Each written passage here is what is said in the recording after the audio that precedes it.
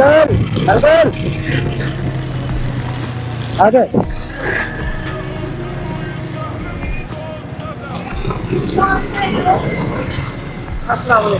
वालेकुम अस्सलाम। अंकल कैसे हैं? ठीक है। सबसे पहले तो आपको ईद की बहुत बहुत ज़्यादा खुशियाँ मुबारक हो। आपको भी बड़े भाई लाएँ, ये कुछ रखें, नहीं ये आप भी रखें एक साथ।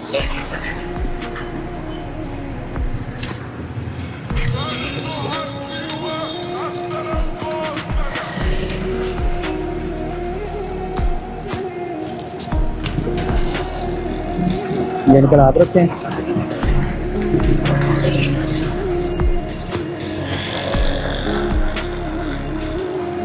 ये भाई ठीक है सर, अब जाएं जहाँ पे जा रहे हैं। माजरत आपको रोका। ठीक है सर, अल्लाह हाफिज़, दुआ में याद रखिएगा।